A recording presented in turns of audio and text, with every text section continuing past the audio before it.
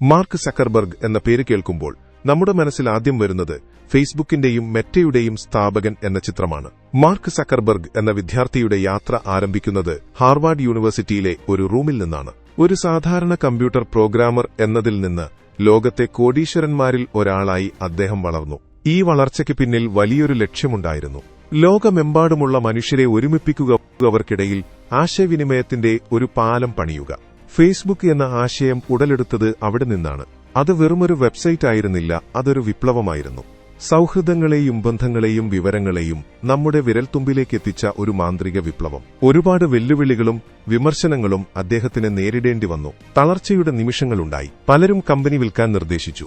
എന്നാൽ സക്കർബർഗ് തന്റെ കാഴ്ചപ്പാടിൽ ഉറച്ചുനിന്നു. പരാജയങ്ങൾ ഉണ്ടാകുമെന്നുറപ്പാണ്, എന്നാൽ മുന്നോട്ടു പോകാനുള്ള സ്വാതന്ത്ര്യമാണ് ഏറ്റവും വലിയ വിജയമെന്ന് അദ്ദേഹം വിശ്വസിച്ചു.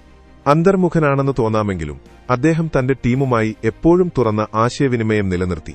ഒരു ഉൽപ്പന്നം നിർമ്മിക്കുമ്പോൾ ഉപയോക്താവിന്റെ ആവശ്യത്തിന് പ്രാധാന്യം നൽകി കാര്യങ്ങൾ ലളിതമാക്കാൻ ശ്രമിച്ചു. ഇന്ന് മെറ്റ എന്ന വലിയ സാമ്രാജ്യത്തിലൂടെ ലോകത്തിന്റെ ഭാവിയെ തന്നെ മാറ്റിമറിക്കാൻ അദ്ദേഹം ശ്രമിക്കുന്നു.